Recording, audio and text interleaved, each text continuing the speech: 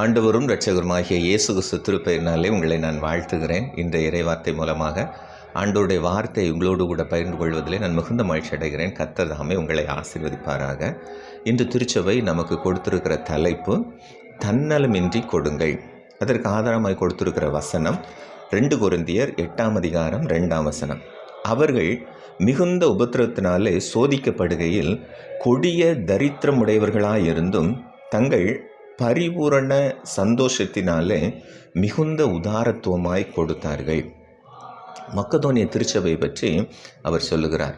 தரித்திரமுடையவர்களாய் இருந்தாலும் அவர்கள் சந்தோஷமாய் மிகுந்த உதாரத்துவமாய் தாராளமாய் அவர்கள் கொடுத்தார்கள் என்று சொல்லி நாம் பார்க்கிறோம்.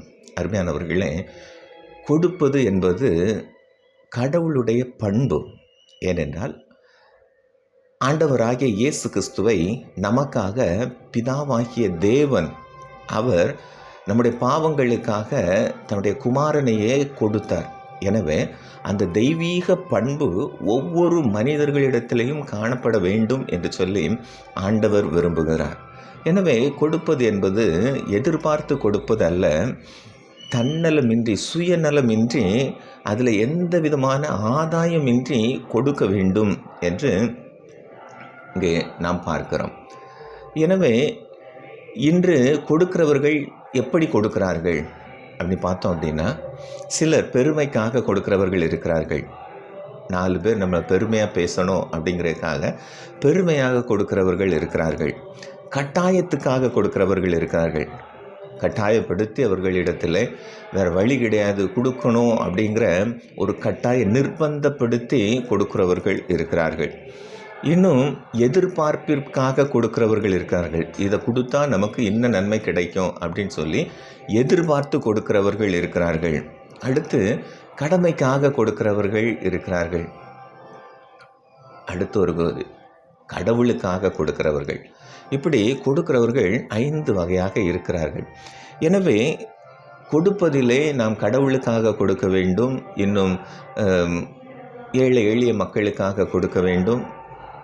கொடுக்கிற அந்த மனது தாராளமாய் உற்சாகமாய் உதாரத்துவமாய் கொடுக்கிற அந்த மனது வேண்டும் என்பதற்காக திருச்சபை என்று நமக்கு இந்த தலைப்பை அவர்கள் கொடுத்திருக்கிறார்கள்.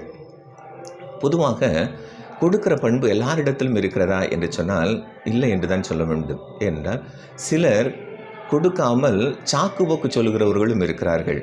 கொடுப்பதற்காக ஏதாவது ஒரு சாக்குப்போக்கை சொல்லி அதை தட்டி கழிப்பவர்களும் இன்று இருக்கிறார்கள். ஆனால் வேதம் தெளிவாக சொல்கிறது, கொடுங்கள் அப்பொழுது உங்களுக்கு கொடுக்கப்படும், கொடுங்கள் அப்பொழுது உங்களுக்கு கொடுக்கப்படும்.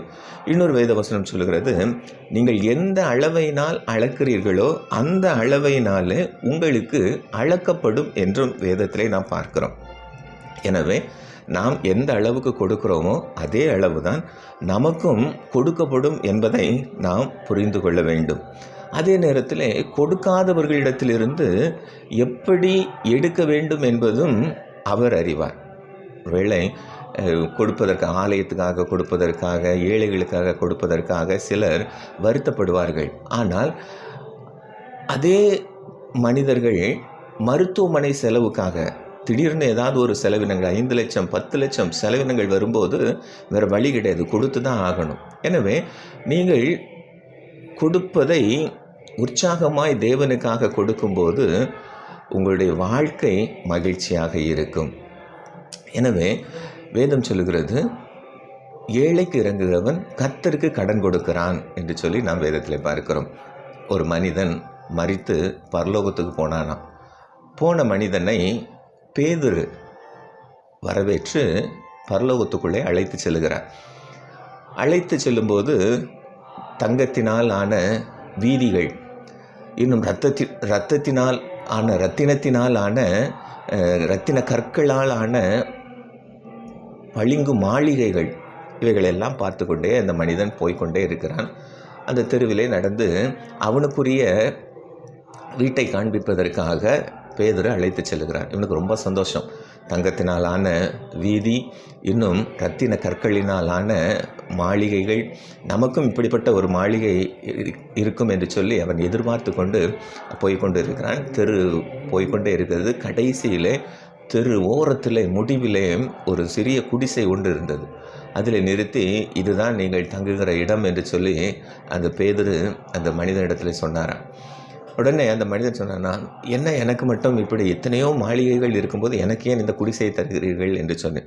அப்போ பேதுரு சொன்னாராம், நீங்கள் அனுப்பிய ரூபாயில் இந்த குடிசை தான் கட்ட முடிந்தது என்று சொன்னாராம். அருமையானவர்களே, இது ஒரு கதையாக இருந்தாலும் நாம் என்ன கொடுக்கிறோமோ அதுதான் நமக்கு கிடைக்கும் என்பதை நாம் மறந்துவிட வேண்டாம்.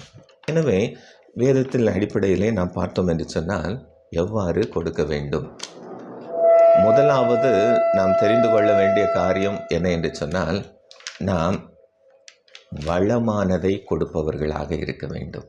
தாராளமாய் வளமானதை கொடுப்பவர்களாக இருக்க வேண்டும். பழைய ஏற்பாடு பாடமாக நமக்கு கொடுத்திருக்கிற பகுதி எது என்று சொன்னால், ஆதியாகமத்தில் 13ஆம் அதிகாரம் 8 முதல் 18 வசனங்கள் கொடுக்கப்பட்டிருக்கிறது. ஆபிரகாமும் லோத்தும் பிரிந்து செல்லுகிற சம்பவம். அதில் லோத்துக்கு ஆபிரகாம் சொல்லுகிறார், எல்லாம் உனக்கு முன்பாக இருக்கிறது, நீ பிரிந்து போகலாம். எனவே உனக்கு நீ எந்த பக்கம் போகிறாயோ, நீ இடது பக்கம் போனால் நான் வலது பக்கம் போகிறேன், நீ வலது பக்கம் போனால் நான் இடது பக்கம் போகிறேன் என்று சொல்லி சொன்னபோது லோத் தன்னுடைய கண்களை ஏறெடுத்து பார்க்கிறான். பார்க்கும்போது எல்லாம் வளமுள்ளதாக இருக்கிறது, ஏதேன் தோட்டத்தை போல இருக்கிறது. உடனே அவன் என்ன செய்கிறான் என்று சொன்னால், இந்த பகுதியை நான் எடுத்துக்கொள்கிறேன் என்று சொல்லுகிறான். அருமையானவர்களே, அங்கே ஆபிரகாம் அதை அப்படியே விட்டு கொடுக்கிறான். வளமான பகுதி தான். அந்த வளமான பகுதியை தாராள மனப்பான்மையோடு அங்கே விட்டு கொடுக்கிறான். எனவே இந்த தாராள மனப்பான்மை நிமித்தமாக தேவன் அவனை ஆசீர்வதிக்கிறார். ஆதியாகமத்தில் 24:1 வாசிப்பீர்கள் என்று சொன்னால், அங்கே ஆபிரகாமை கர்த்தர் சகல காரியங்களிலும் ஆசீர்வதித்து வந்தார் என்று சொல்லப்படுகிறது. எனவே அந்த ஆசீர்வாதத்துக்கு காரணம் என்ன என்று சொன்னால், அவனுடைய தாராள மனப்பான்மை. வளமானதை கொடுப்பதற்கு அவனுடைய மனம் அங்கே அவனுக்கு இடம் கொடுத்தது. எனவே அருமையானவர்களே, இன்றைக்கு அநேக நேரங்களிலே நம்மிடத்தில் தாராள மனப்பான்மை இருக்கிறதா என்று சொன்னால், குறுகிய மனப்பான்மை உடையவர்கள் இன்று பெருகி இருக்கிறார்கள். ஆனால் வேதம் சொல்லுகிறபடி நமக்கு தாராள மனப்பான்மை இருக்க வேண்டும். இரண்டாவது நமக்கு கொடுத்திருக்கிற பகுதி என்ன என்று சொன்னால், 2 கொரிந்தியர் 8ஆம் அதிகாரம் 1 முதல் 15 வசனங்களிலே அங்கே தரித்திரத்திலே கொடுத்தார்கள்.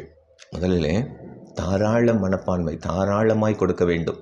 இரண்டாவது தரித்திரமாய் இருந்தாலும் கொடுக்க வேண்டும். இன்றைக்கி அநேக நேரங்களில் நாம் ஒரு ஆலயத்துக்காக நன்கொடை கேட்க போகும்போது ஏதாவது பணக்காரர்களை பார்த்து அவர்களிடத்தில் கேளுங்கள், இவர்களிடத்தில் கேளுங்கள் என்று சொல்வார்கள். ஆனால் தரித்திரராக இருக்கிறவர்களும் கொடுக்க வேண்டும் என்பதை இந்த பகுதி நமக்கு சொல்லுகிறது. மக்கதோனிய மக்கள் மிகுந்த தரித்திரம்தான். ஆனால் அந்த தரித்திரத்தில் அவர்கள் எப்படி எருசலேமில் இருந்த விசுவாசிகளுக்கு கொடுத்தார்கள் என்று சொன்னால், அவங்க யாருக்கு கொடுக்குறோன்னே தெரியாது. அந்த யாரு எருசலேம் விசுவாசிகள் யாருன்னே தெரியாது. இவங்க ஏழைகள். ஆனால் இதன் மத்தியிலே அவர்கள் சந்தோஷமாய் கொடுத்தார்கள். திராணிக்கு தக்கதாயும் திராணிக்கு மிஞ்சியும் கொடுத்தார்கள். அடுத்து கொடுப்பதை வாங்கி கொள்ளும்படியாக கட்டாயப்படுத்தி கொடுத்தார்கள். தயவு செய்து இதை வாங்கி கொள்ளுங்கள் என்று சொல்லி கட்டாயப்படுத்தி கொடுத்தார்கள். அடுத்து நீங்கள் வாசிப்பீர்கள் 5ஆம் வசனத்தில், இவர்கள் நினைத்ததற்கும் அதிகமாய் கொடுத்தார்கள். இவர்கள் இவ்வளவுதான் கொடுக்க முடியும் என்று சொல்லி நினைத்தார்களாம். ஆனால் அதை தாண்டிலும் அதிகமாய் மக்கதோனிய மக்கள் கொடுத்தார்கள். அடுத்து நீங்கள் 6ஆம் வசனத்தில் வாசித்து பார்த்தால், இனிமேல் வேண்டாம் என்று சொல்லுகிற அளவிற்கு கொடுத்தார்கள். யோசித்து பாருங்கள், வறுமையில் இருக்கிறார்கள், ஏழையாக இருக்கிறார்கள். அந்த ஏழை மக்கள் எப்படி கொடுத்துருக்கார்கள்? சந்தோஷமாய் உற்சாகமாய் கொடுத்துருக்கிறார்கள். தங்களுடைய திராணிக்கு மிஞ்சி கொடுத்துருக்கிறார்கள்.